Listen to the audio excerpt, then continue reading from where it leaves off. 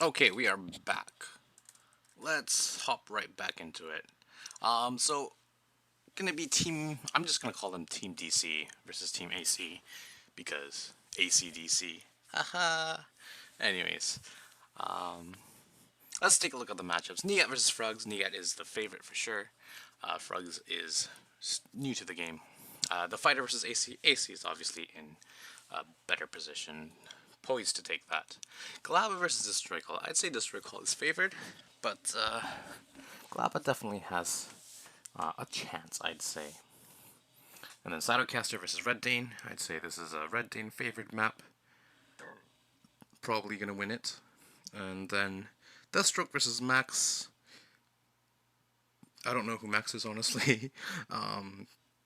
Something interesting is that we actually have decided to replace Max, as Max has not been able to show up, basically, to the game. So we don't actually have 5 replays. We're going to have 4 replays.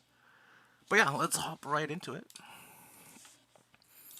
I'm going to go and let's get into game 1, which is going to be Neagat versus Frugs on Ravaged.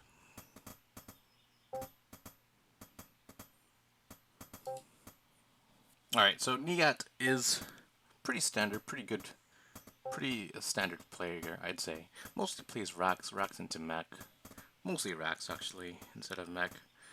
So it's able to flex onto the beast and stuff like that, but I see him more of a Rax player. However, Frugs is someone new to the game. I've seen him play a couple of times. He basically is a cheesy 2-denner, essentially.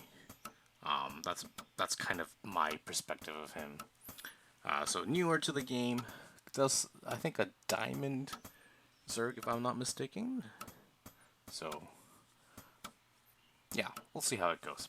Frugs has a worker on the other side of the map. I wonder what that's gonna be for. It's a den. Of course it is. The second worker going across the map as well. Probably gonna go for another den. And essentially we're gonna see if Neagat is able to hold a 2-den. Is kind of what's gonna go on.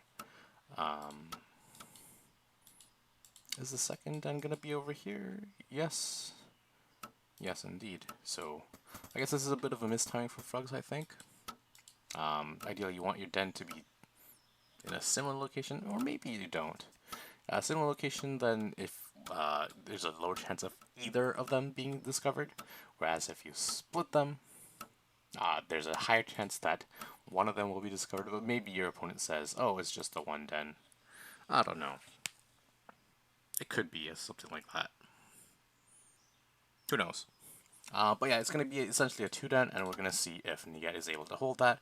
Going to go for a Raider opening, and which is something I believe is probably the best build to deal with the 2-den, honestly. Neagat is going to see, yes indeed, it is going to see that wolf, so you know something is going on.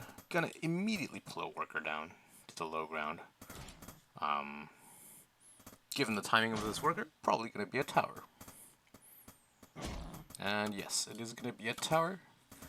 And interestingly, instead of putting it over here, as most people do, he's going to use it over here to create a bit of a wall for himself. So this is going to be like a mini wall where wolves aren't able to go into the main base without killing this worker first. So, good SimCity. But for like later on, it's going to be not going to be able to like hold this side over here. I would like to see a bit better micro with Neagat's workers over here, but he's busy with this raider probably. He's going to save it by flashing onto the low ground, but that means this worker is going to go down as well. So 2 workers have gone down. This watchtower is almost up, however. Essentially, what Frugs needs to do is take down this watchtower for this build to be a success. And also probably deal with the raiders as well, but looks like that's not going to happen. Is this in range of this watchtower? I don't think it is. It might barely be, though. We'll have to find out. It might not matter, though. Oh, we have some 2 workers that are very low. gonna pull one of them back, unable to save the other. This tower has gone up, which means that this rush is basically over. I think Neagat lost 3 workers there, but has killed everything else. And that is in range. Okay, so GG well played is called, and Neagat with a pretty clean defense is gonna hold and win game 1. I think he lost 3 workers. 3 workers, that's right. So the crucial part is just not losing your raiders because that's so much DPS, and getting this watchtower up essentially meant it was game over. So GG well played, Neagat taking game 1. Let's hop into game 2. Game 2. It's gonna be Aicy versus TheFighter on Jade, Wadi. Glaba's gonna be watching, looks like. Okay. We already watched, I already went into the details of the map, so we're gonna fast forward the early game, I guess. I'm not gonna talk too much about the map again. But yeah, Aicy would be favored if it were me, in my opinion. And then I expect the fighter to do something a little bit cheesy, maybe.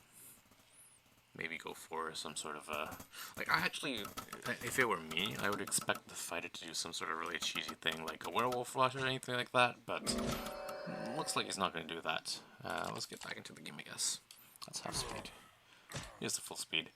Looks like what happened is that Aicy was able to get the drop on the fighter's raider, probably because if you play Raider versus Raider, you expect the Raiders to like fight in the middle of the map, but because Aicy took the time to scout around his main base, the fighter probably saw his Raider go across the middle of the map and didn't expect to see a Raider. So he was like, it's not a Raider opening, and he kind of forgot about it, and he wasn't paying attention when the Raider got halfway across the map. So that's probably what happened.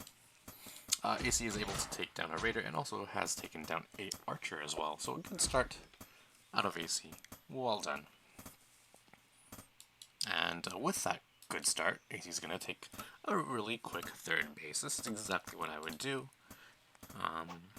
Once you, in like a mirror matchup like this, Rax versus Rack especially, if you go and get a good early advantage for yourself, what you can do is just simply take a third base without going for a second Rax. So I'm a fan of that. Notice how Aicy is keeping one of the Raiders on the high ground so that he's able to flash out later after this Raider gets the scout. So Raider's going to go into the main, see nothing. So this is either good or bad, and it's barely going to be able to survive. Well done by Aicy.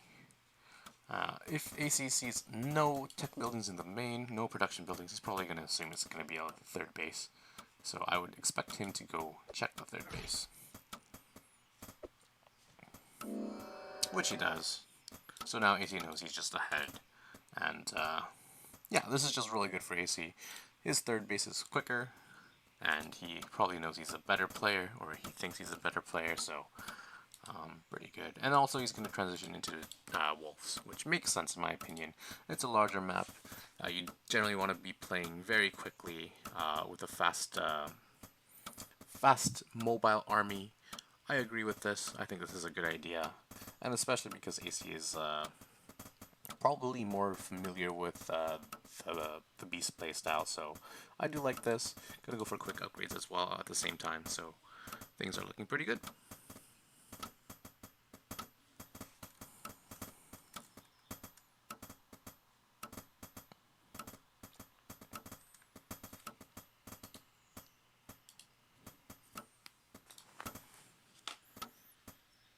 Alright, we have a Werewolf's Den for Aicy.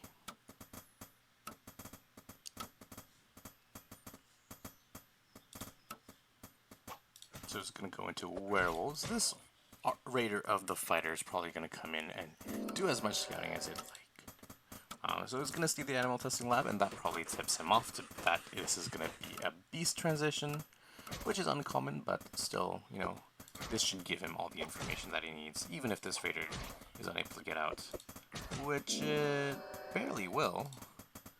A little bit of mismicro on Aicy's side and good micro on the fighter side. So, well done. Looks like the fighter's gonna go for a quick fourth after seeing this. Oh no, just a house. He had enough for a fourth, but he's just gonna go for a house. Okay. I do like this house placement and also this house placement. This watchtower. Any sort of information that you're able to get in advance when before your opponent comes in, it's just good information to have. Especially when like there are like multiple routes into a base, like this one over here. You have 4 different routes. It's good to get as much information and see where your opponent is coming from. So that is good. We have an advanced workshop. So it looks like Aicy's gonna go for some werewolf drops, if I'm not mistaken. The fighter, on the other hand, is gonna take a quick fourth and just play some standard racks.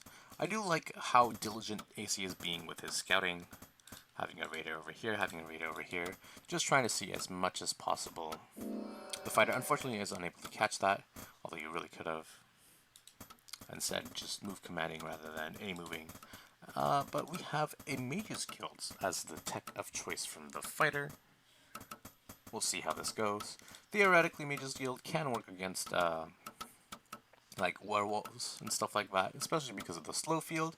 Slow field works on flying units as well, so you can slow down the airships, you can slow down the werewolves themselves and kite back, so that's also a good idea. And also we have double workshop as well as a transition for the fighter. So if the fighter is able to chill and survive on 4 bases and get his tech up, then he will be in a very good position.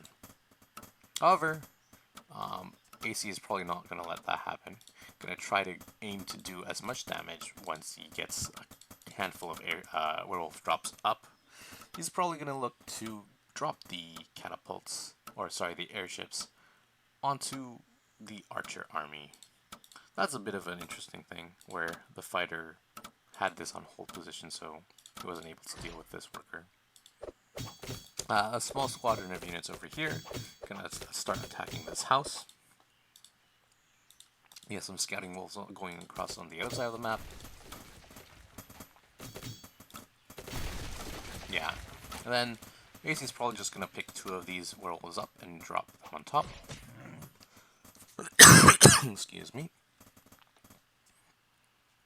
Yeah, and the fighter is just gonna have to come all the way back, but because airships are really fast, this is really good for Aicy. Gonna get a smash off. Gonna drop the other werewolf. Gonna get another smash off. Yeah, that's just decimation of this army. Also, the fighter is supply locked, which is not good.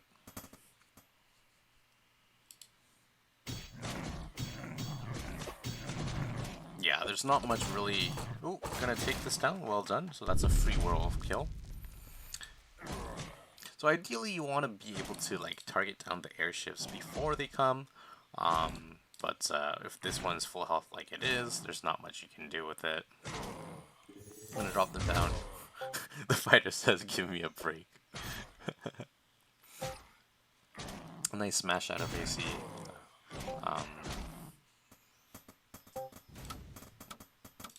Yeah, there's not much that the fighter can do, I feel like, right now. That was a big chunk of his army that went down. These catapults, ideally they do a lot of damage, and they will do a lot of damage, but I don't know if that's going to be enough. Some good smashes out of Aicy, making sure to smash individual werewolves at a time rather than all of them at once.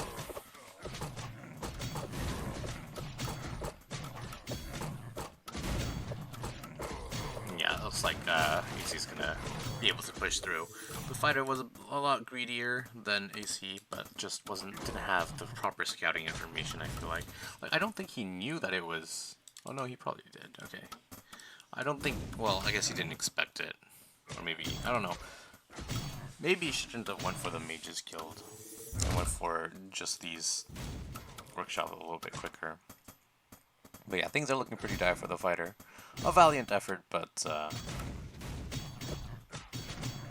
yeah, there's not much that the fighter can do at the moment. There are werewolves in every single base of the fighter, not anymore. And also not the fourth, so that's a bit of a lie. But yeah, this is terrible damage. That airship almost goes down, but it does not. Well done. The fighter looks like gonna hold on against the werewolves, but we have the transition, Dragon's Lair, and just yeah. So there's nothing really against the dragons except for this one ballista. So yeah, I have to say this is actually a pretty good hold. I didn't think, especially with the army being caught like over here, I didn't think that the fighter would be able to pull it back this well. So this is actually big props to the fighter, playing very well, especially against someone who he's not favored against. But yeah,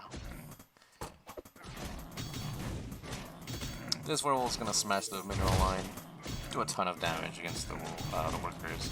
This second one is gonna come in and yeah, that's just all the workers going down. That's a lot of damage. And then there's a werewolf on this side of the map as well. Yeah, the fighter has like only 16 workers, which is not a big number. Yeah, a valiant effort, but looks like Aicy is just gonna be able to push through.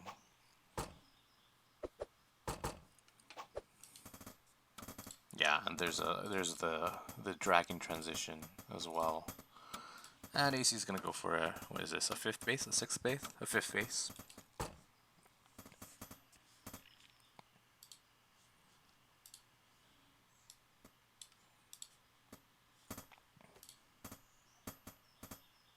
I really expected the fighter to be a bit more aggressive and go for some sort of really aggressive kind of all-in cheesy type builds, but didn't go for it. Which I kind of respect if it's just like a regular game, but in a pro league like this, I think you just ideally go for what gives you the best chance of winning. So, like, I respect it, but at the same time, maybe you should have went for something that had a better chance of winning. I don't know.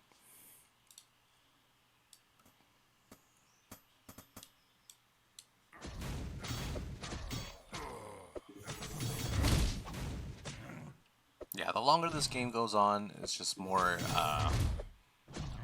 just better for Aicy. More mining, more economy, better upgrades. The fighter gonna go for basically a desperate all-in attack with everything he's got. So essentially, this is his Hail Mary. I'm gonna see if it's gonna work, but probably not with a whole bunch of dragons being at the ready.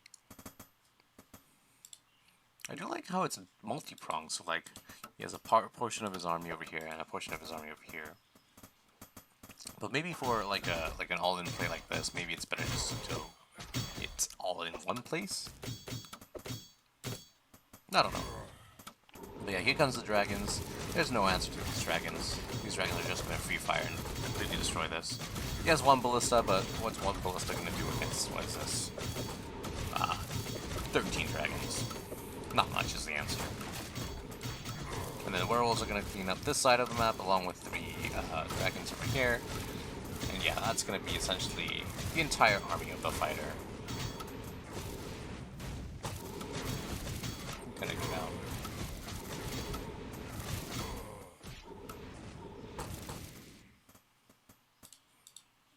At the same time, Aicy gonna go for a werewolf drop on the other side of the map.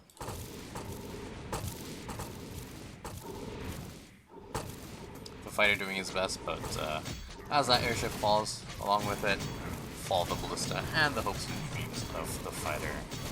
Aicy is maxed, the fighter's on 55 supply. Yeah, this is pretty much over. GG is called. Good game, well played. Alright, let's go into game number 3. So currently it's going to be 1-1.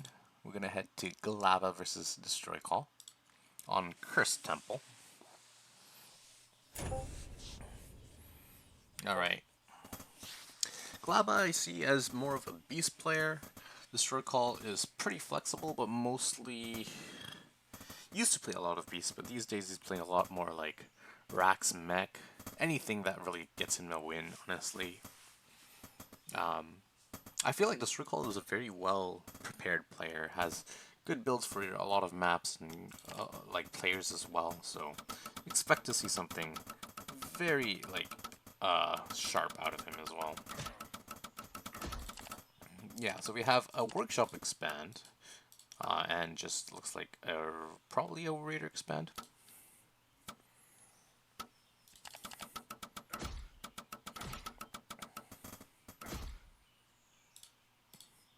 Oh, interesting, interesting. So, DESTROYcall goes for the... Okay, this is interesting. I don't know if this is actually good.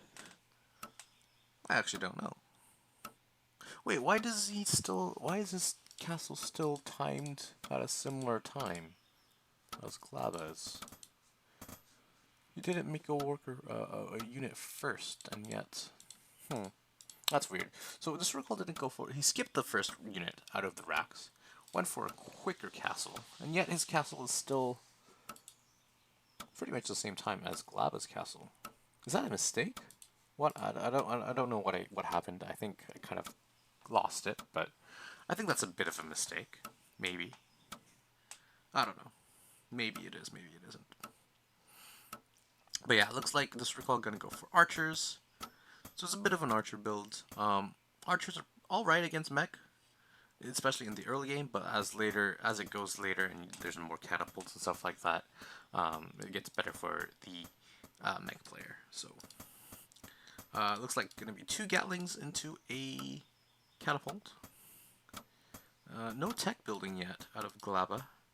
You generally see that tech building being placed either at 18 supply, 18, like 17-ish supply after your second unit, but looks like Glaba is going to wait until after his third unit, and it's going to be a advanced workshop. So this is a little bit more safer. I believe this build means that if you are going to go for a cata drop, it is going to be a little bit later, but you do have the catapult a little bit early to be a little bit more safer.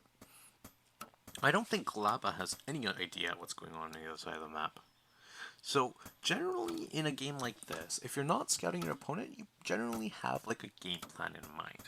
Whereas if you're the better player, if you are scouting, then you generally want to scout against your opponent. And if you do scout, then generally you don't have like a specific game plan, or your game plan is more of like the later stages of the game. So, that's kind of one of the things. DESTROYcall did go for a tower, so he's probably going to look to grab a third base over here very soon. Also went for a bird, so we're going to do some scouting. Alright. I'm not too sure about these towers, though. Like, if Glaba just did like something like a 2 or 3 workshop, just straight up push down the middle, this doesn't do much for DESTROYcall. And neither does this. But I guess it makes sense. This tower is just like controlling this. Like I would like the tower a lot more if Glaba opened like Beast or Rax, but just because he opened Workshop and going for Mech, I don't quite like it as much. This bird checking this third, that third, and then going straight into the main and the natural. Whereas where did the bird? Here's the bird. Here's the bird of Glaba. Just gonna go straight into the main of DESTROYcall. And Glaba gonna go for a cata drop. Okay.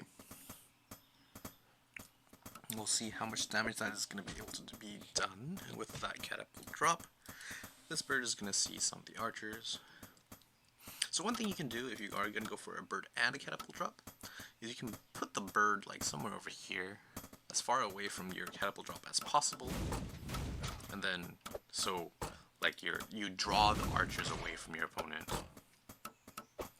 And then do some damage like that. But good defense out of DESTROYcall. Gonna force the airship to go all the way back, and things are looking very good for DESTROYcall. Has a quick third, and just is in a better position. What is Glaba gonna do? He's staying on 2 base. Why is he not going for a third base yet? Is this a full wall? This is a full wall. So glaba is basically saying, I'm gonna stick on 2 base and be really safe. What is he doing? Is he gonna go like take a ninja third or something with an airship? I don't know. This bird coming in tried to get some more scouting, but these archers will prevent that scouting. Well done. This bird on DESTROYcall is gonna check the 2 third base locations again. And this is probably here just to get like a tower on the top, just for like pushes, but it looks like it's just gonna go home after not seeing a third. I really want to know what's going on players', minds. That's why I like when I'm playing in a tournament or something like that. I love like commentating after the fact so that people understand what I was thinking during the match and stuff like that. I think it's just really interesting. Yeah, like right now, I'd be really interested to see what was DESTROYcall's plan of putting that. I'd probably just a tower just to hold on to this, but this airship gonna try to get in as again, but gonna be warded off. This is yeah, okay. Oh, I see. This is just gonna be so you're gonna build 2 catapults and 1 airship at a time, and you're just gonna load up a whole bunch of catapults as well as workers, and just gonna go for a doom drop, probably in here. Now let's talk about this. SimCity is probably gonna work against DESTROYcall, if I'm not mistaken. Like if glaba just loads everything here, takes down the tower, probably even snipes the castle, and he can just get out. I feel like, right? Maybe not. No, yeah, definitely. And then like this is gonna be just poor positioning for DESTROYcall. Like he's not gonna be able to get his archers or soldiers across into these without taking a lot of damage. I think this SimCity is actually better for glaba if he does this doom drop, as he is gonna do right now, bringing a whole bunch of workers too. I feel like maybe you don't bring as much workers, you bring the additional catapults. I think that's a bit of a mistake. Okay, we'll see how this goes. So this is what, 8 catapults and what, 12 workers gonna come in. This bird is trying to find a hidden third. Not gonna find it because there isn't. And DESTROYcall gonna probably bring everything over, ideally. DESTROYcall is gonna try to take down all of these airships, but I don't think that's gonna happen, especially with all these workers for repair. However, glaba isn't targeting down anything at the moment. It did target down this, this tower. I would love to see glaba bring a airship over here. Yeah, like this, and then what you do is you shift click down all of these catapults, exactly, just like that. And then there's really nothing that DESTROYcall can do, right? This has to work. Why are things like why is DESTROYcall holding this? Is my question. Like, how does that work? These catapults weren't attacking for the longest time.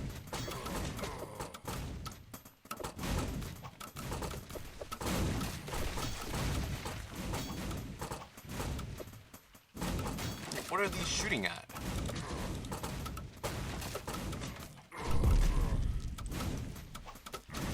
I think this is just like poor micro out of glaba. Like he's attacking, it looks like just the buildings, and obviously that's not what you want to be attacking.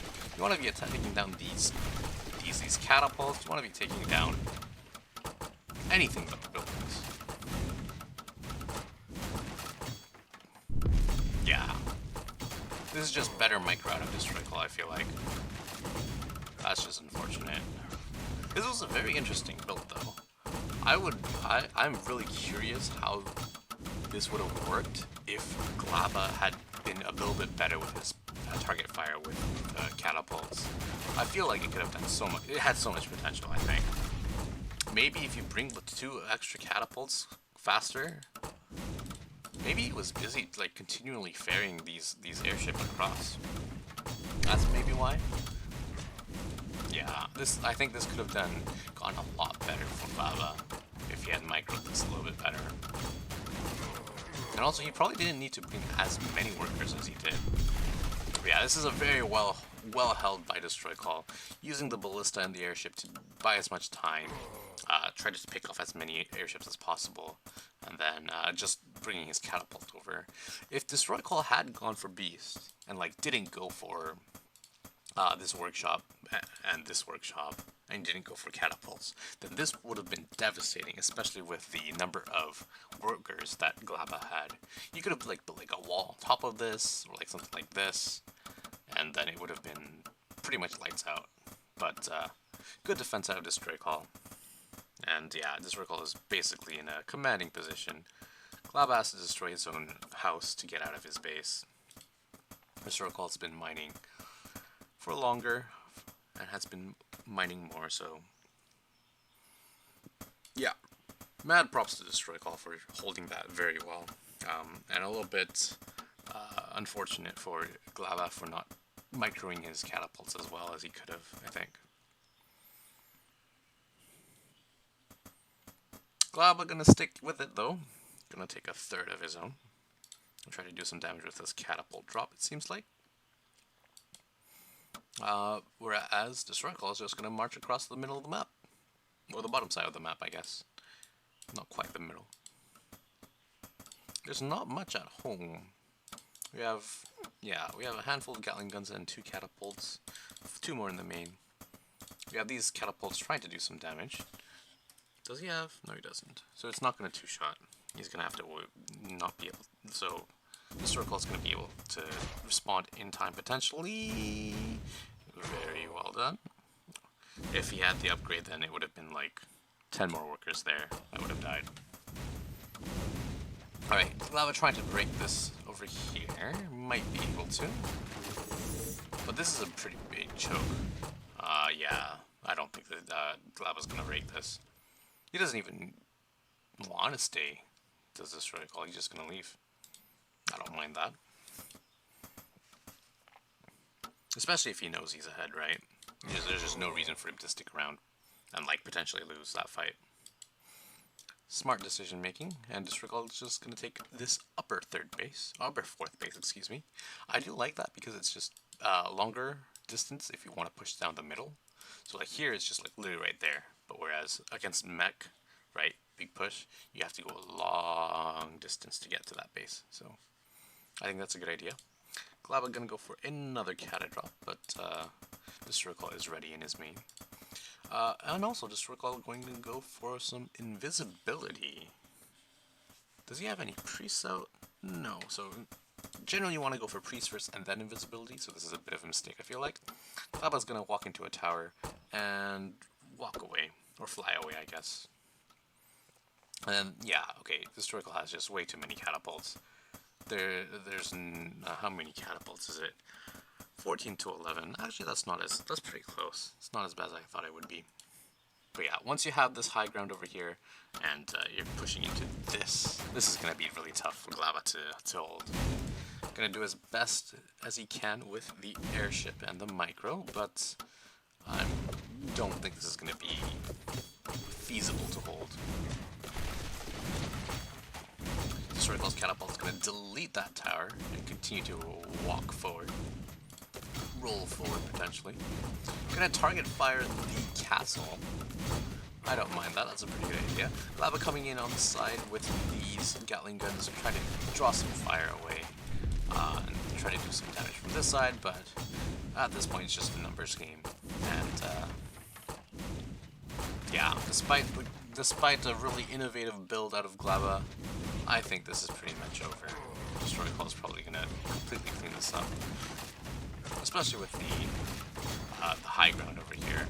Going to go for a tower on the high ground as well. And GG is called. Well played. Good defense out of DESTROYcall, defending this mass doom drop into the main. Well done. Alright, let's head to game 4.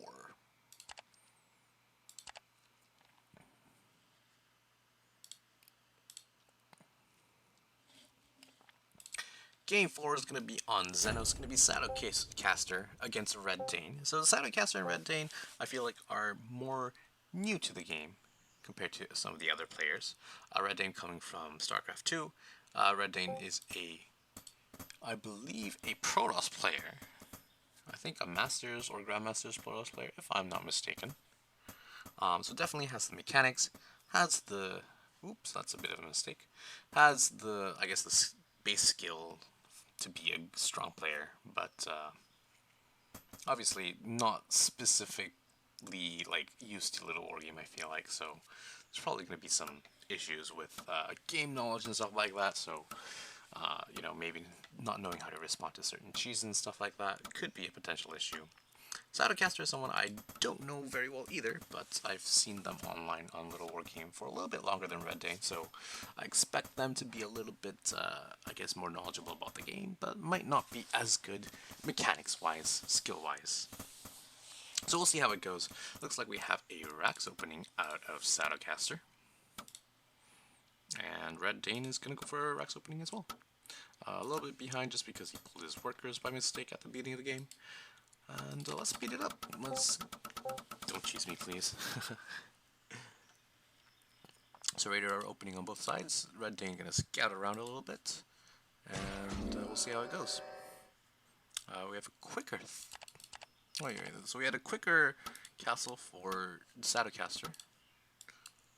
redDain's castle is a little bit later. So generally, you want to keep your raiders together, I feel like, in Rax versus Rax.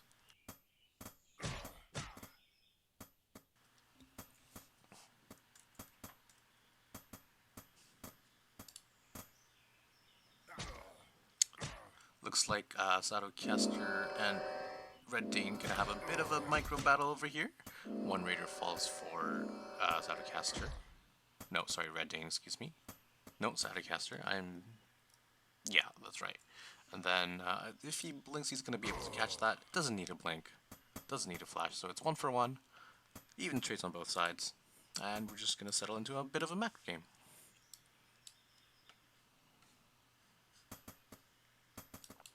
We do have a workshop on the way for redDain. Okay, I dig that. Workshop, of course, very good against Rax, especially because catapults are good against archers and stuff like that, so I think this is something that a lot of players are doing these days, going for a workshop when you're playing Rax versus Rax, or when you open Rax versus Rax. On the other side of the map, however, Satocastor is going to go for a advanced workshop, so probably going to look to do some sort of drop, I guess, if I had to guess. And we'll see how it goes. So this is a side that you can definitely wall off with a single building, with a 4x4 building. If you wall it off with just regular 3x3 buildings, you're going to need 2 of them.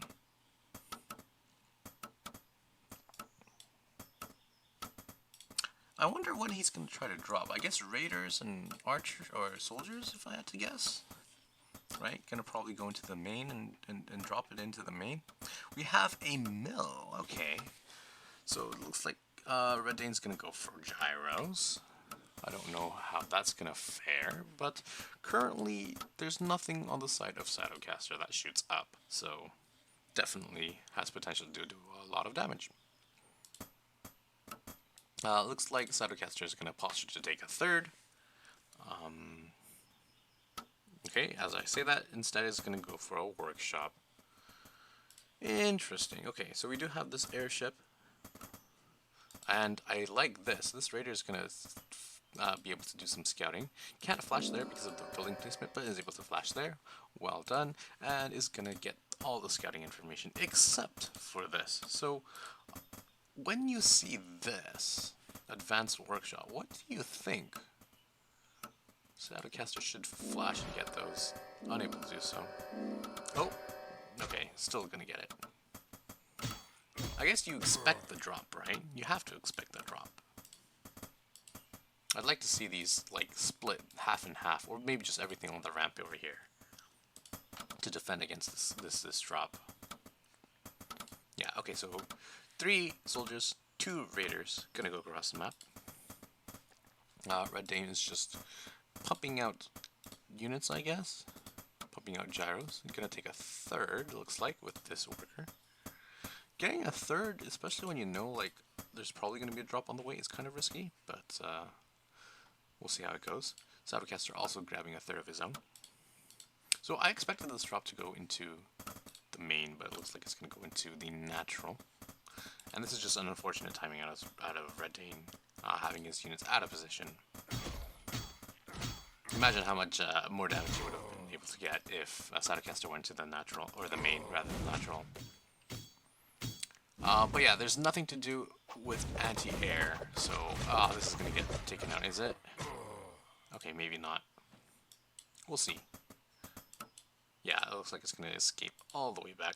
The gyrocraft is faster than the airship, but it looks like the gyrocraft is unable to see, has lost sight of the airship, so the airship's going to escape. So, is able to kill a handful of workers, looks like 2 workers, but so a little bit of damage, but not as much damage as he would have liked. Ooh, this is a potential big kickoff. redDain unable, unfortunately, to see that. Oh, that could have been devastating for Satocastor if redDain hadn't been attacking or moving this forge. However, he did see it out of the minimap, it looks like. He's going to send his gyrocraft to deal with that. Satocastor needs to drop. He will drop and try to deny the third base, but I don't think it's worth it at this point. Do we have any ballista? We do have 1 ballista. Okay.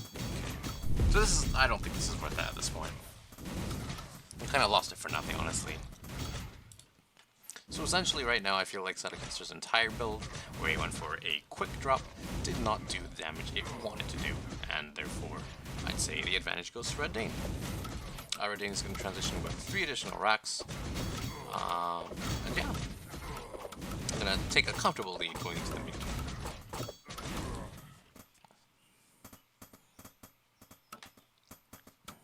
Satocastor putting down some towers, probably in response to the gyrocraft. And yeah.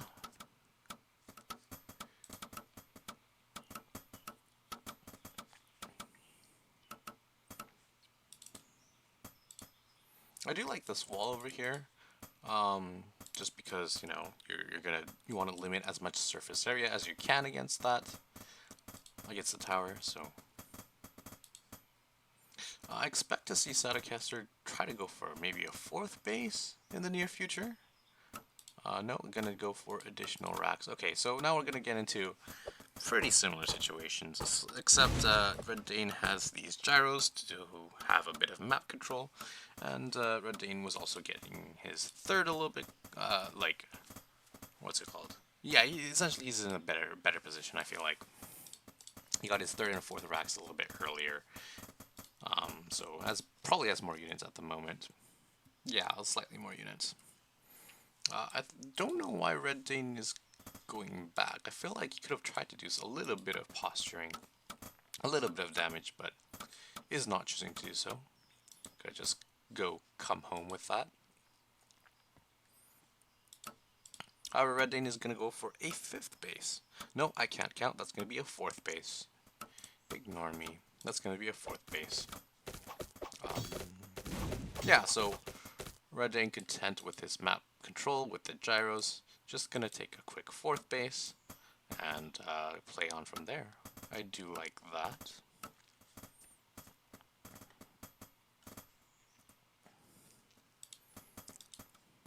A very passive game so far. There's like not much action. redDain's gonna try to do some damage against this workshop. These ballistas should be on their way to deal with that. As well, it looks like the archers are gonna come as well. Just a little bit of annoyance. Probably never gonna actually get that workshop, so, but it's a little bit annoying. Satocastor is now going for his 4th base in the bottom corner of the map. So yeah, this is a little bit of a, I guess, a mirror image. Very similar on both sides of the map.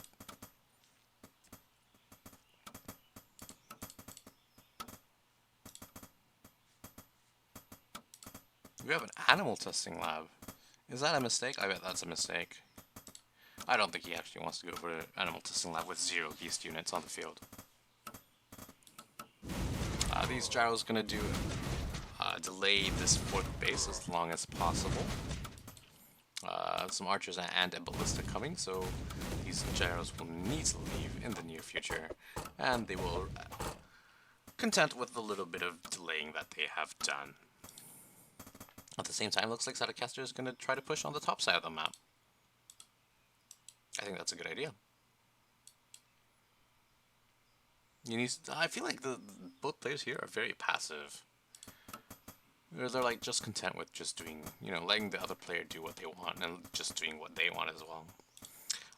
Satocastor, I like this, is going to grab control of the high ground over here, overlooking the middle of the map, so is going to be able to see any center of the map push-outs of redDain, but looks like redDain might not be doing any of them. Is going to catch one of those archers immediately, and it goes down. Alright, so we have the army of redDain coming in the bottom side of the map. We have the army of Satocastor coming on the top side of the map. redDain's army looks larger, and we'll see if Satocastor is... We'll see how... Is redDain going to turn back once he sees this? I think if he does it, that's going to be a mistake. And yeah, like I said, yeah, he's just going to go straight into go for a bit of a base trade. I think that's a better decision. You just definitely want to do as much damage as possible. This just takes too long to get all the way back. And you have reinforcements either way. Trying to be defensive, so Archer Catapult trying to be a little bit defensive. These catapults are targeting the castle. On the other side of the map, we have archers and catapults trying to take down this base. Looks like redDain might be able to hold, especially with the worker pull and the reinforcements coming along. Looks like that's going to be a hold. However, the same cannot be said for Satocastor, it seems. This base looks like it's going to go down at a minimum. And probably not going to be able to push up this ramp, but this is still a better trade. One base for not a base. Good trade for redDain here. Yeah, and redDain is able to clean up the army in Satocastor's side of the map, or of Satocastor on his side of the map. And yeah, if you look at the supplies, redDain is max, Satocastor is not. Yeah, this is just an income advantage, I guess. Satocastor not on top of his macro as well as he needed to be.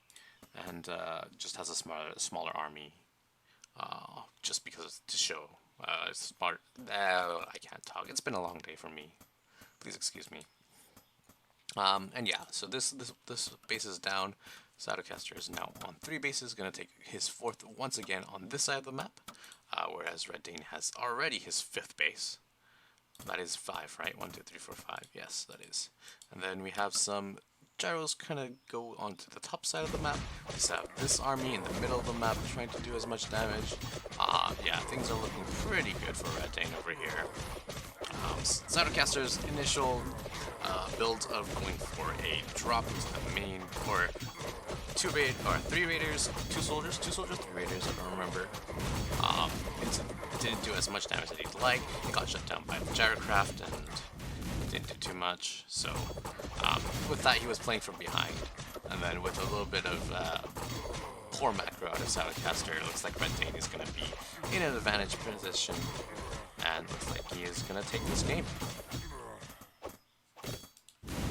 The gyros on this side, getting rid of the tower and also denying that base, and there's also nothing to do with this army as well. So GG is called. Well played. redDain gonna take Xenos over Satocastor. Alright, that's the end of the replay, and that's gonna bring us to the results. That is the results over here. DESTROYcall Max was not able to be played, so we have pushed it to week 2 and replaced Max, so I believe it's going to be a player named Sorter, if I'm not mistaken. And that will be played in week 2, and that will be the deciding match between Aicy and DC's teams. So hope to see you then, and I'll be back next week with more casting of week 2 of the Littlewargame Proleague Season 2. So thanks for watching, and goodbye, I guess.